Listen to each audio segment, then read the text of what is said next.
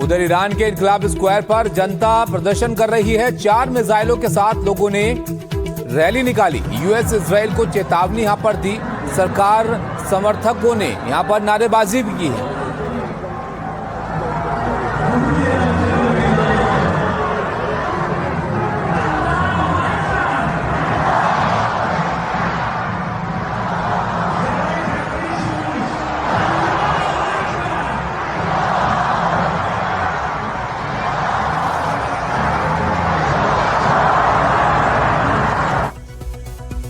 तो इस महायुद्ध में युद्ध विराम तो यहां पर हो गया है। डोनाल्ड ट्रंप ने साफ कर दिया है कि जब तक ईरान की तरफ से प्रस्ताव नहीं आता युद्ध विराम जारी रहेगा। लेकिन ये लड़ाई कब तक थमी रहेगी, ये सवाल बहुत बड़ा है। ईरान और अमेरिका के बीच चल रही तल्खी कुछ दिन और यहां पर बरकरार रहने वाली है, क्योंकि ट्रंप ने अब युद्ध विराम को अनिश्चित काल तक के लिए बढ़ा दिया है।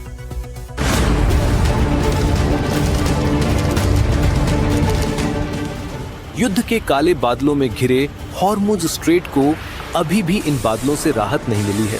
कुछ घंटे पहले तक जो ट्रंप युद्ध विराम को आगे नहीं बढ़ाना चाहते थे, वो फिर एक बार युद्ध की आग में कूदने से पीछे हट गए।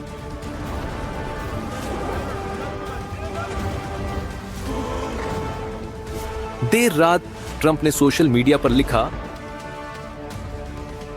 ईरान सरकार की गंभीर रूप से खंडित स्थिति को देखते हुए, जो कि अप्रत्याशित नहीं था, और पाकिस्तान के फील्ड मार्शल आसिम मुनीर और प्रधानमंत्री शहबाज शरीफ के अनुरोध पर हमें ईरान पर अपना हमला तब तक रोकने के लिए कहा गया है जब तक कि उनके नेता और प्रतिनिधि एक संयुक्त प्रस्ताव प्रस्तुत नहीं करते थे। इसलिए मैंने अपनी सेना को नाकाबंदी जारी रखने और अन्य सभी मामलों में तैयार और सक्षम रहने का निर्देश दिया है, और इसलिए युद्ध विराम को तब तक बढ़ाया जाएगा जब तक कि उनका प्रस्ताव प्रस्तुत नहीं किया जाता और बातचीत किसी भी तरह से समाप्त नहीं हो जाती। मतलब हॉर्मुज पर अमेरिका अपनी नाकाबंदी को खत्म नहीं करेगा और ना ही वो ईरान पर हमला करेगा। अब इसे ट्रंप का यू टर्न कहें या फिर कुछ और, क्योंकि महज कुछ घंटे पहले तक ट्रंप इस बात पर अड़े थे कि वो युद्ध विराम को आगे ही नहीं खींचना चाहते, और कहा था कि अगर कोई समझौता नहीं हुआ तो सेना तैयार है। हालांकि इस्लामाबाद वार्ता होगी भी या नहीं, इसे लेकर असमंजस की स्थिति शुरुआत से ही बनी हुई थी, क्योंकि अमेरिकी प्रतिनिधिमंडल तो अपनी तैयारी कर चुका था, लेकिन ईरान की ओर से कोई साफ जवाब उसे मिला ही नहीं, जिसके बाद उपराष्ट्रपति जेडी वेंस ने यात्रा को स्थगित कर दिया। यही नहीं, प्रतिनिधिमंडल के 2 और सदस्य विटकॉफ और कुशनर भी पाकिस्तान के लिए रवाना नहीं हुए थे। यानी हॉर्मुज में अमेरिका तेल और गैस के टैंकरों पर कब्जा करना जारी रखेगा। मंगलवार को ही अमेरिकी सेना ने एक तेल टैंकर को फिर कब्जे में ले लिया।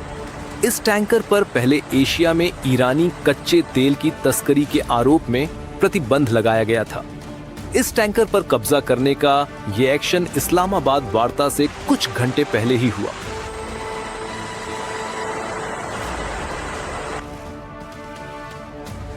अब देखना होगा कि हॉर्मुज अमेरिका के बंधन में कब तक रहेगा। क्या दुनिया भर में तेल और गैस का संकट इसी तरह जारी रहने वाला है, या फिर दुनिया के दबाव में आकर ईरान और अमेरिका हॉर्मुज पर अपनी जिद को खत्म करेंगे?